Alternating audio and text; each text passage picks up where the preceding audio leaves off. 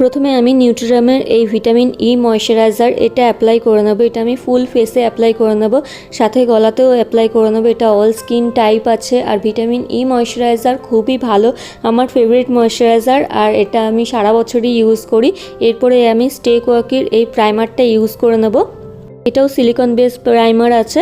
আমি ফুল ফেসেই primer apply করে নিই, আর তারপরে একটা স্মুথ এফেক্ট আসে যখন আমি ফাউন্ডেশন অ্যাপ্লাই করব। ভীষণ ভালোভাবে ব্লেন্ড হয়ে যায় আর পোর্সগুলো মিনিমাইজ হয়ে যায়। এরপরে আমি স্টে কোয়াকির এই লিকুইড ফাউন্ডেশনটা নিয়ে নিয়েছি। এটা ফুল কাভারেজ ফাউন্ডেশন না, এটা যারা শিয়ার কাভারেজ দেয়, তো যারা খুব কম কাভারেজ পছন্দ করো তাহলেই এই ফাউন্ডেশনটা নিতে পারো। এটা শেড নাম্বার 2 আছে, আর এটার দাম মাত্র 165 রুপিস। আর এটা আমার স্কিন টোনের সাথে খুব ভালোভাবে ম্যাচ করে গেছে। আমি এখানে লাইট কাভারেজে চেয়েছিলাম, তো সেই জন্য আমি এই ফাউন্ডেশনটা নিয়েছি, যাতে করে না বোঝা যায় যে আমি খুব মেকআপ করেছি। সেই হিসাবে আমি এই ফাউন্ডেশনটা নিয়েছিলাম। আর খুব ভালোভাবে ব্লেন্ডও হয়ে যায়, খুব তাড়াতাড়ি ব্লেন্ড হয়ে যায়, দেখে মনে হয় না যে হ্যাঁ খুব মেকআপ করা হয়েছে। যারা এরকম পছন্দ করো তাহলে এই ফাউন্ডেশনটা ইউজ করতে পারো। আমি কানে আর গলায় সবেতেই আমি ফাউন্ডেশন অ্যাপ্লাই করে নিয়েছি, নাহলে দুটো দুরকম লাগবে। এরপরে আমি ডার্লিং ইসাবেলার এই কনসিলারটা নিয়েছি। এটা শেড নাম্বার 03। এটাও বেশ ভালোই কনসিলার, তবে হ্যাঁ ভীষণ যে কাভারেজ দেয় তা না, ভীষণই লাইট কাভারেজ দেয়। আমি আন্ডার আই এরিয়াতে, তারপরে মাউথ এরিয়াতে আমি এই কনসিলার অ্যাপ্লাই করে নিয়েছি। তারপরে সেম বিউটি ব্লেন্ডারটা দিয়ে আমি ড্যাব ড্যাব করে ব্লেন্ড করে নেব। খুব ভালোভাবে ব্লেন্ড হয়ে যায়।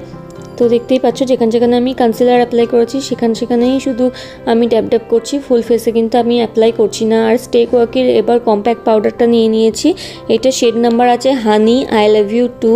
এটাও আমি যেখানে যেখানে কনসিলার অ্যাপ্লাই করেছি সেখানেই আমি শুধু দিচ্ছি।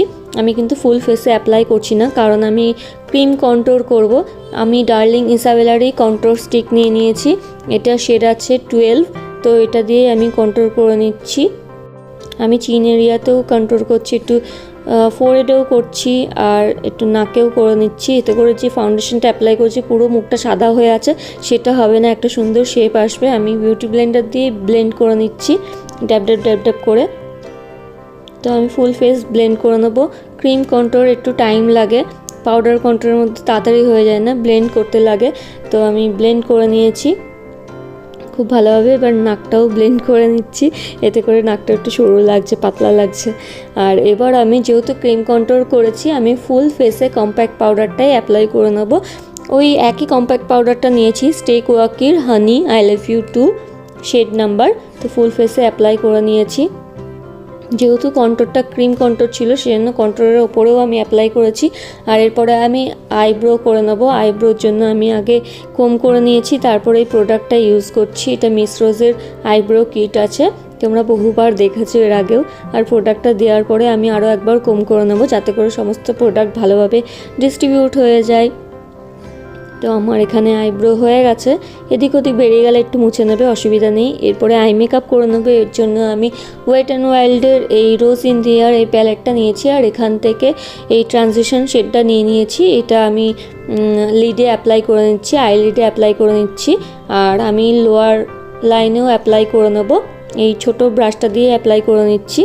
এরপরে আমি মেকআপ রেভলিউশনের এই প্যালেটটা নিয়ে নিয়েছি। এটা গ্লিটারওয়ালা প্যালেট আছে, তো আমি রেড কালারটা দিয়ে আমি আইলিডে অ্যাপ্লাই করে নিচ্ছি।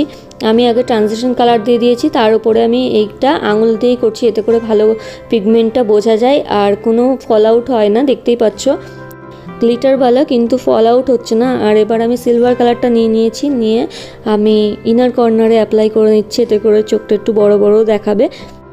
আমি একটু আইব্রোতেও অ্যাপ্লাই করে নিচ্ছি, এতে করে আইব্রোটাও সুন্দর দেখাবে, ক্লিন লাগবে। তো এইভাবে আমি অ্যাপ্লাই করে নিচ্ছি।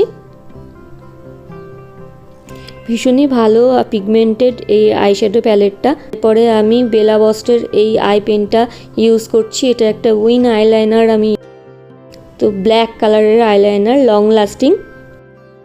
আর এরপরে আমি ফেসেস কানাডার এই কাজলটা ইউজ করছি লোয়ার লাইনে। আমি কাজলটা অ্যাপ্লাই করে নেব। আমি পুরো চোখে অ্যাপ্লাই করব না, হাফ অ্যাপ্লাই করছি, এতে করে চোখটা একটু বড় দেখায়। আর এরপরে আমি অ্যাপ্লাই করে নিচ্ছি আইল্যাশ। আমি ফার্স্ট টাইম অ্যাপ্লাই করছি। আর এখানে প্যাকের গ্লো নিয়েছি আর আইল্যাশটা নিয়েছি।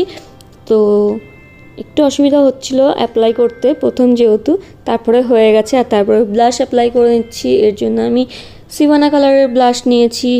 এটার লিঙ্ক নেই, তবে আমি ব্লু হেভেনের লিঙ্ক দিয়ে দেবো।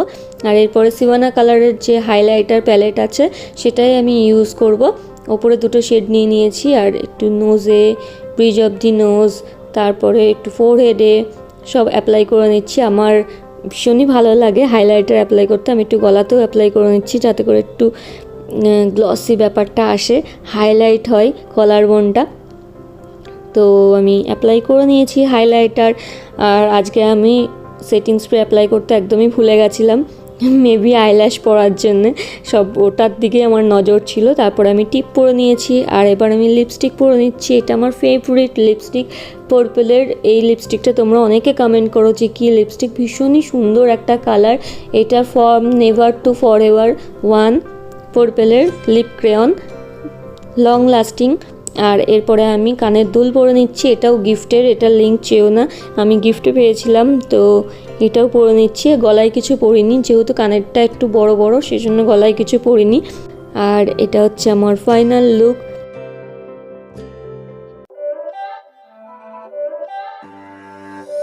It's not a game, it's a rich thing.